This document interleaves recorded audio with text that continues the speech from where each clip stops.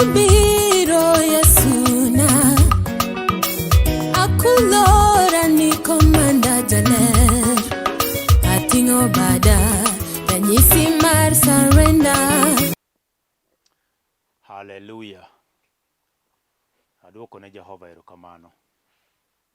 Omiyowa odiochieng' makende, odiochieng' ma wan wawegi to ok dwa miyore.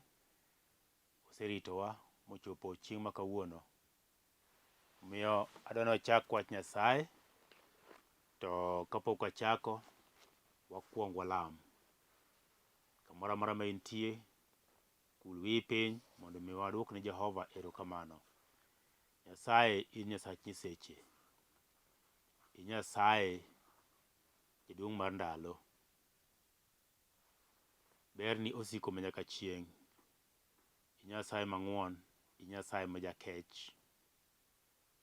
Wantie ka seche machalo kamagi.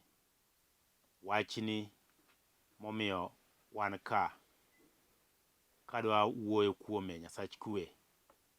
Akwayo mondo mi ikonyie ogandani, konyie ng'ato, Roho mari maler mondo mi opidh wachni obed wach makare e chuny ng'ato. Aduoko ni erokamano Nyasaye.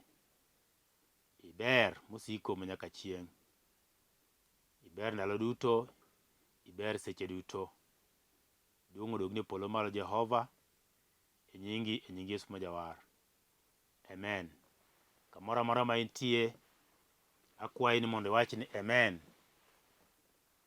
Jehova osetimo maber. Oseyawonwa piny. Osemiwa thuolo makende mondo mi wapore wachne. Kapok asomo muma, an iluonga ni Pastor Sam Boyi. Ajayal wach Nyasaye e dala mar Nairobi. Kanisa miluongo ni Cathedral of Praise, Kangundo Road Worship Center. Kama antie matiye tije Nyasaye en Kangundo Road. Kija Nairobi to inyalo fwenyo Kangundo Road mapiyo ahinya. Kama wantie iluongo ni Njiru. Kia Umoja Outer Ring Road, ikalo kamoro iluongo ni Kayolo Junction. Kisekalo kanyo to itwenyo pidho matin kanyo, iluongo ni Kakirima. Mano en kar Njiru kanyo, but kamoro ni Ola Petrol Station. Tok Ola Petrol Station wantie karibu mita 600. Iluongo ni Kangundo Road Worship Center. Ka intie machiegni, Jumapil moro achiel inyalo kalo mondo iwinje wach Nyasaye, mondo Nyasaye ogwedhi. Antie kod wach madwa wacho kawuono ma Jehova nosemiya. Wi wach madwa wuoye iluongo ni in Jasiki Iwuon. Adwa wuoyo kuom wach miluongo ni in Jasiki Iwuon. Nyasaye osemiyowa yiero. Omiyowa mondo wayier gima wadwaro, mondo mi watim gima wadwaro, kendo mondo mi wabed gi gima wadwaro. Nyasaye en Nyasaye mohero ji duto. Mowacho ni nohero dhano ahinya. Nohero piny ahinya. Omiyo nochiwo wuode ma miderma, mondo ng'ama oyie kuome kik lal. Nyasaye nohero piny, to momodo wacho ni wuode nochiwo ma miderma mondo ng'ama oyie kuome kik lal. Matiende piny ok nyal bedo piny ka onge kod dhano. Nyasaye nohero piny nikech nokete dhano. Emomiyo Nyasaye nohero piny, nikech pinyno nomiyo dhano. Miyo Nyasaye osemiyowa yiero gimidwaro in iwuon. Ok ochun ng'ato gi gimoro, to odwaro ni ji te ka ber to onego tim gima odwaro. To nikech dhano be samoro gin joma ng'anyo, dhano osechikore timo giwegi ma gidwaro mopore gik ma Nyasaye dwaro gitim. Omiyo wantie kod chandruok maduong' e piny mangima nikech timbe mag dhano, kaachiel kod paro mar dhano to gi weche mag ji. miyo wabalo kendo waweyo nyaka gik ma Nyasaye dwaro mondo watim. Miyo kwadhi mabor wa kuom Nyasaye. Seche ma weche osekethore kuka wachako paro Nyasaye mondo mi waduog chien. Nikiyawo to Nyasaye dine para. Nyasaye dine timna maber. To sechego iseringo misea kuom Nyasaye kendo ibor gi Nyasaye mabor miwuoro. Nyasaye mowacho ni en ohero ji. To ng'at modhi ringo ire kendo modok kuome Nyasaye ok nowite oko. Miyo mowacho ni Yesu nobiro nikech dhano. To nobiro tiyo tich. Manotieko tich modok kuma noaye. Tich ka notieko nowacho ni duto oserumo. To ok ni nodhi ni koro oonge owe ji kendgi. Ng'ama oyie kuome omiyo bedo nyathi Nyasaye. Matieni kare nitie jok moko mok nyithi Nyasaye.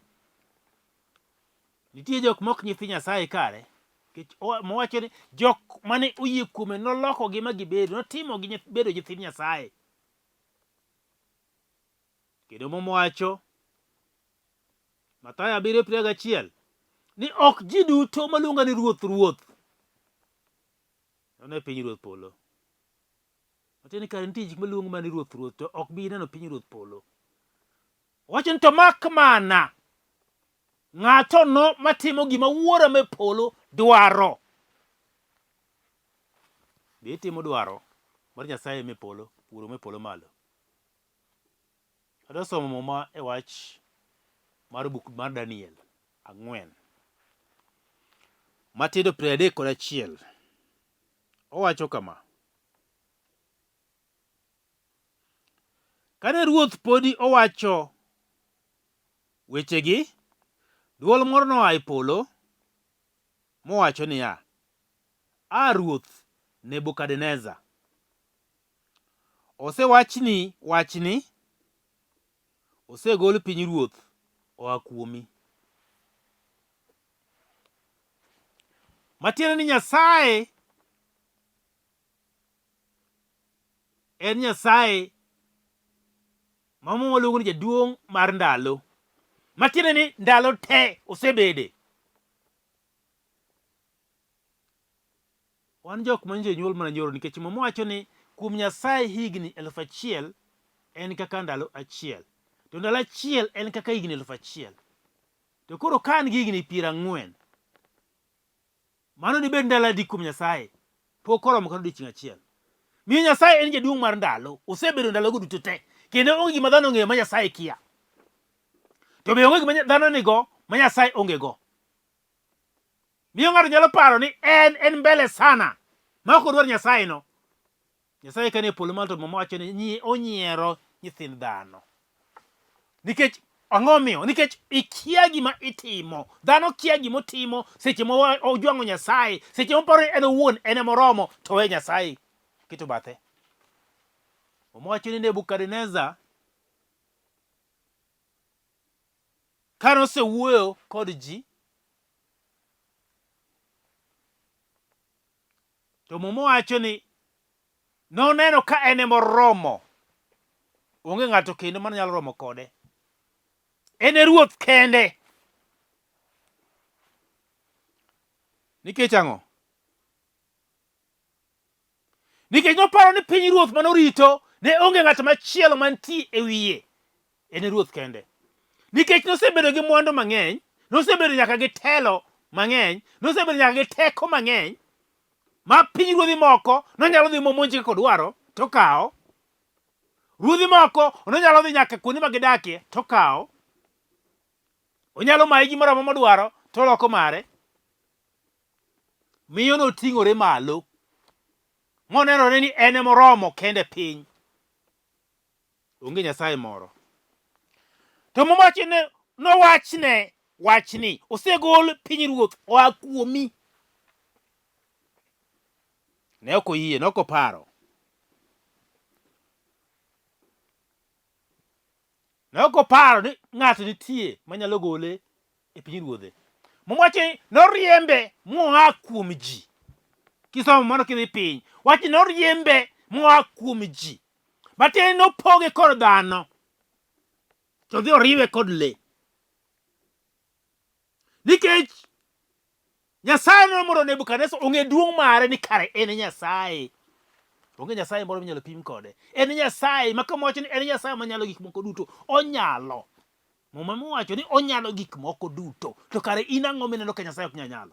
En ang'o mineno ka tin kata ka duong' ma in miromo kinyalo kendi wuo Nyasaye ok nyalo? En ang'o? Ang'o matek? Nebukadnezar ni en moromo. To Nyasaye ong'iye kane polo malo to nyiera. Koni dhano mane machweyo paro ni en gimoro. To koni pinyruoth mineno in gono osemayi mosea kuomi. Ang'o mamiyo pinyruoth dhano nyalo a kuome? Ing'eni kama intieno, e odi kama intieno, in e ruodh odno. E ohandi kama intieno, in e ruodh ohalano. Inyalo keto chikeni kaka ihero. Inyalo timo gimoro ma kaka ihero. Nikech in e wuon gi. Ineno ka gimoro amora ma in go en mari. Inyalo chiko kaka ihero. Bende inyalo jok ni timo kaka idwaro. To onge ng'ama biro penji. To mowacho ni Nebukadnezar notimo kamano. To chunye noidhore. Moneno ni en malo zaidi. Moneno ni onge Nyasaye moro. Nikech nitie ji ma chunygi nyalo idho. Mokaw dhano mone ka gima ok en dhano. Mokaw dhano moket piny. Mone ni onge gima dhano nyalo time. En moromo. Mano gima nyalo miyo Nyasaye a kuom ng'ato. Ma ng'ato donga ka en opoklo. Oparo ni en kod Nyasaye to Nyasaye onge. Dhoge kende ema koro dong'. Nyasaye to onge kuome.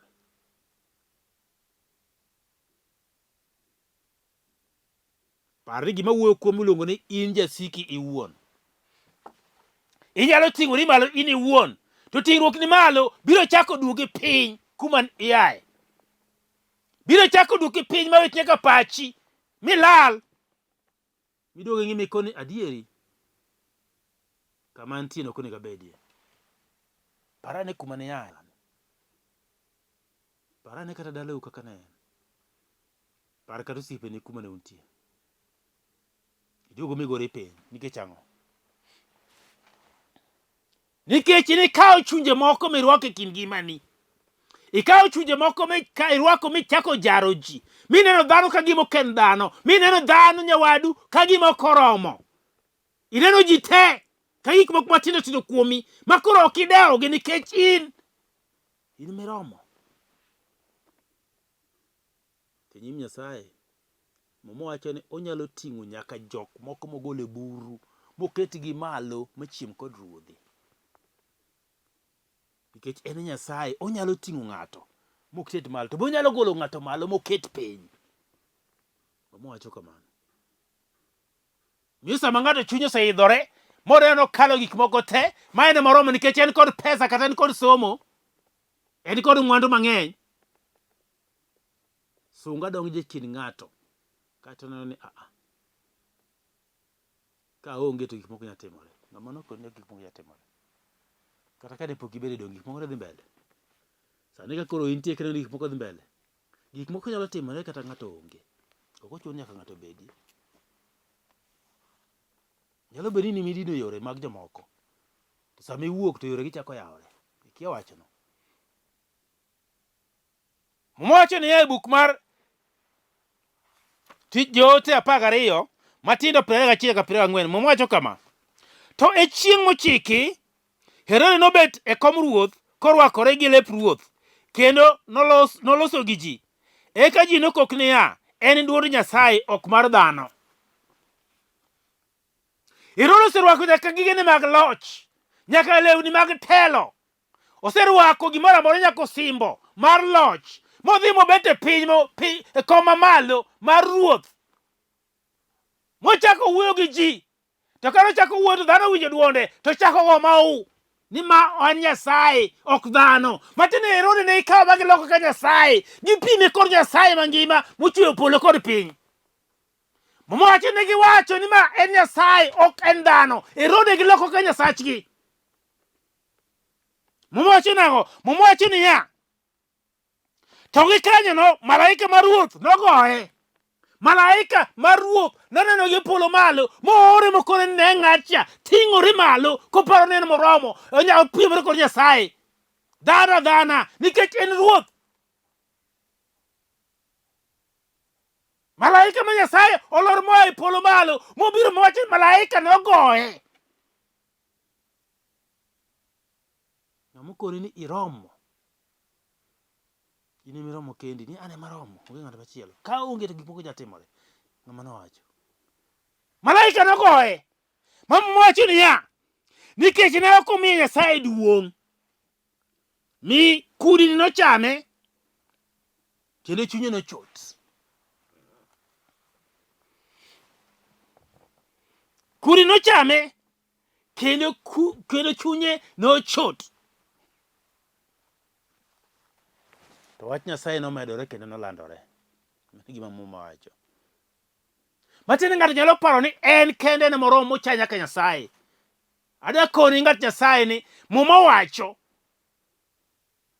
ni sama ne oting'ore malo no dhano ne nene kendo mokawe kaka malich sana. Lakini sechego Nyasaye bende nene. Kikipani gik ma dhano timo poro ni Nyasaye. Muma wacho ni wang'e luore piny mangima ka ng'iyo gik moko duto te. Oneno gima ng'ato timo marach, oneno gima ng'ato timo maber. Nyaka chuny dhano ma iye Nyasaye neno. Gima ng'ato paro e dho chunye ma iye Nyasaye neno. Obed gima rach, obed gima Nyasaye neno. To moch Nyasaye en jachul kuor. Ochulo kuor. Nyaka ne mon liete kaachiel kod nyithind kiye. Nyaka ne jogo minyono. Nyasaye machulo nigi kuor. Miyo ng'at Nyasaye sami neno ka ng'ato nyoni no, in kikidewo Nyasaye nitie e polo malo mabiro kedo ne nyaka jok mocha, nyaka jok modhier, nyaka jogo maonge kod duolgi, nyaka jogo maonge jok manyalo wuoyo negi. Nyasaye me polo malo ema wuoyo negi kendo ema chung' negi kendo jadok korgi kendo ng'at mogeno gi kendo ng'at mabiro chung' negi. Nikech dhano nyalo neno ka gima en joma moko okoromo kode. Muma wuoyo ne ok omiyo Nyasaye duong'. Karo nego bed ni omiyo Nyasaye duong'. Mondo mi weche odhi maber. Karo nego bed ni oketo Nyasaye mbele. Mondo mi gimoro amora mwatimo odhi mbele maber. Ji mang'eny osebedo ka pingo wach Daudi e muma ka. To muma wacho ni Nyasaye owuon nowacho ni Daudi en ng'at ma chunye chalo kod chunya.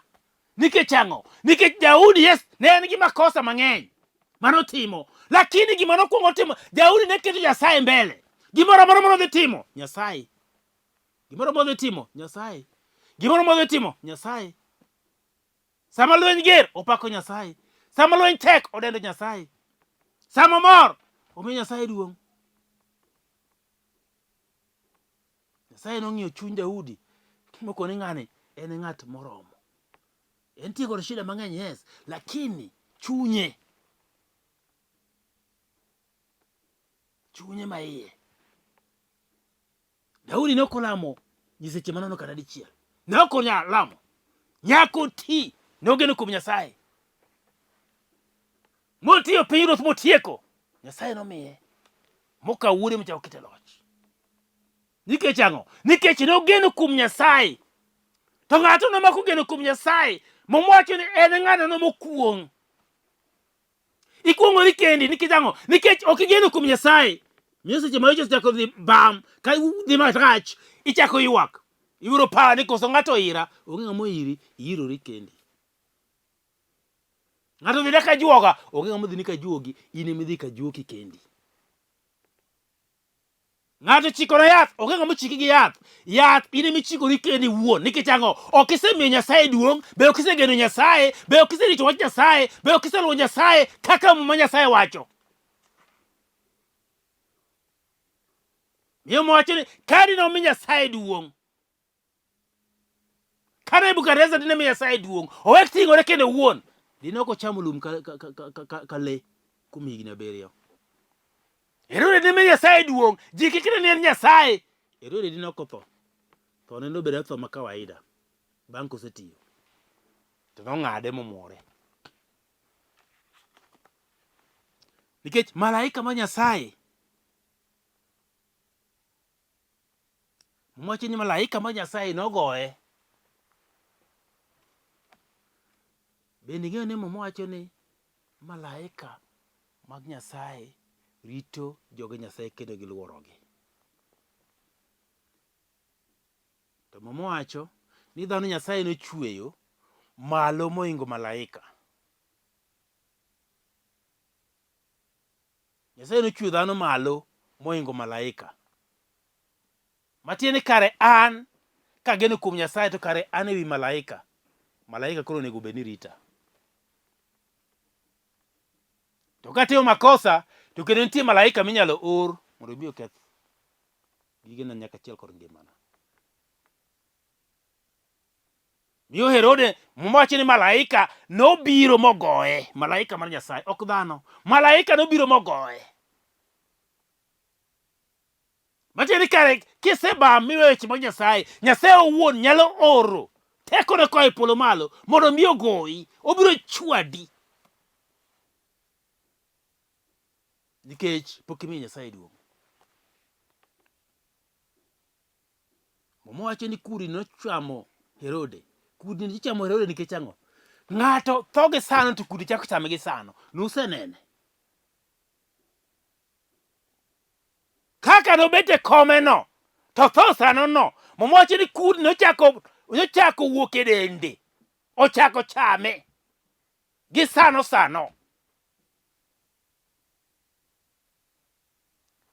Kudni nochako chamo Herode mana sama malaika nosegoye ni pap, to kudni ochako chame. Ting'e ni chunye ne pok ochot. Kudni matiende ni en kethruok mar ngima ng'ato. Ngima ne kethore kata kapok itho. Nikech ok isemiyo Nyasaye duong', pok igeno Nyasaye, ngima ni chako kethore kapod ngima. Wakoni nitie jok moko mawuotho, ngima to wuotho, to karen maiti. Herode kudni ochamo kapod ngima. To mwacho nang'o? Mwacho ni malaika mar Ruoth nogoye nikech ne ok omiyo Nyasaye duong', mi kudni nochame. Bang' kudni kochame to timo nade? Kendo chunye nochot.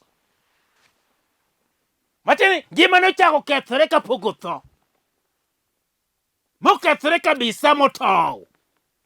Ngima owichore motow. Mokethore to pod ngima.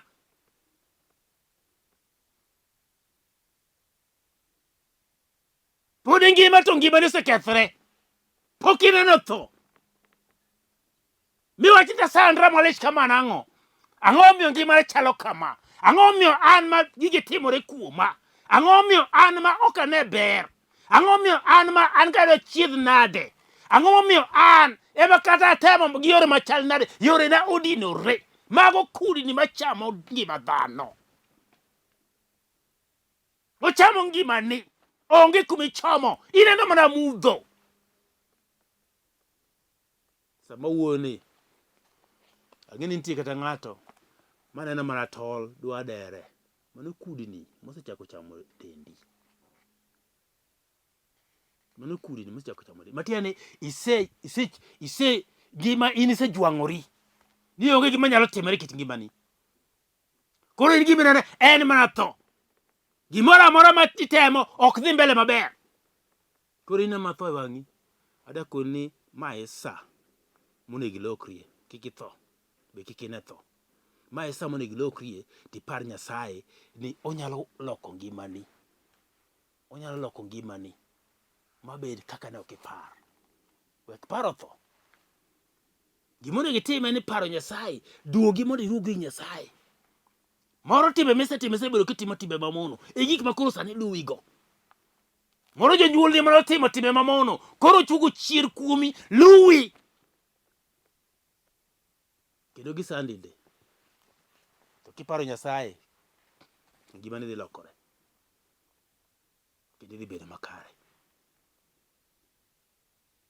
Nikech chandruok mar ngima nino, gik mineno kikale matek go, mamiyo ok inindi gotieno, lek mileko ok gin lek moko mabeyo. Ileko mana gik moko machalo kaka tho. Ileko mana joma lawi, joma gore kodi. Ileko mana buche moko midhie magalagala mikento wuok kure. Le moko milekri godo malawi bedo negi. Jomotho emileko. Adakoni ni Nyasaye nitie manyalo gole gigo duto te. Nikech gigo tema kelo tho.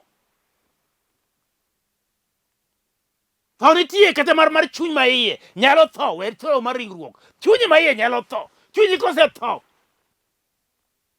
Iromri ng'ama tho. Nikech onge gima inyalo paro. Mana maricho kende. Miparo. Mwache buk mar Ngeche 18 Matindo 21. Ni tho kod ngima enie teko mar lep. Tho kod ngima enie teko mar lep. To jomohere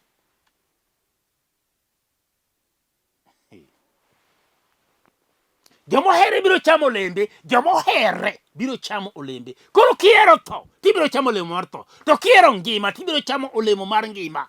Mane gima mwacho. Teko mar tho kod ngima nie lep. Gimiwacho gi lewi ema biro kelo ni tho. Gimiwacho gi lewi ema biro kelo ni ngima. Kiwacho gi lewi ni Yesu e Ruoth, ene moromo, ibiro yudo ngima. To kiwacho gige ni iwuon miero mag piny ka, biro kelo ni tho. Ruoth Nyasaye, aparo ni wach Nyasaye ni winjo maler. Chakre kawuono demore lewi no. Lewi ne ok nyal kuomo ji, to lewi ne chako dugo pako Nyasaye. Lewi ne ok nyal yanyo ji, to lewi dugo chako Nyasaye ber. Lewi no ok nyal kuodho ji kendo thuo ji, to kone tidhi e kanisa. Wacho ni Yesu paki. En Yesu mane mopaki. Wapuonjuru weche mawuok e dhowa. Wacho ni lep en gima tin sana. To nyalo kelo mach. Ochalo kaka pilni mar mach, mowacho kamano. Buk mar Jakobo. Ochalo kaka pilni mar mach. Tang' ne gima wuok e dhogi. Tang' ne gima wuok e chunyi maiye. Adwa lamo kodi. Kamoro amora be nitie, adwa ni olam. Excuse me. Kama nitie adwa ni kulwi piny mondo mi olam. Jehova dwoko ni erokamano. I Nyasaye mangima, i Nyasaye majaber, i Nyasaye mantie. Adwoko ni erokamano kuom wachni masechiwo. Tang'e ni nitie ng'ato Nyasaye mangimane ok dhi maber, nikech gik mane osewacho kit ngimane. Gik mane ji owacho kata kuome, kata gik mane jonyuolne owacho. Nyasaye ang'e ni omiyo ngimane osekethore. Tadwa ni mondo alamne Nyasach kwe ni pare kama entie, oket chunye kuomi mondo mi dogi pare Nyasaye kendo itimne maber. Duong' odogne polo malo Jehova. Adwa ni mondo alam kodi kapok iyudo Yesu, yani pok owari, pok iyudo Yesu ka jawar mari.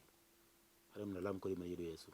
Wachi ni Ruoth Yesu, abiro iri seche machalo kamagi mondo iwar dhod chunya, poga kod richo, keta ng'ama kare, luoka gi rembi maler, abed jatichni kendo aluwi. Adwoko ni erokamano kuom war dhod chunya, e nyingi maler. Amen. Asewacho nyinga. Adwa mondo amiyi nambana. Nambana en 0722 944 623. 0722 944 623. 0722944 Ng'wono mar Nyasaye mondo bed kodu kawuono ni. Amen. Shalom. ranyisi mar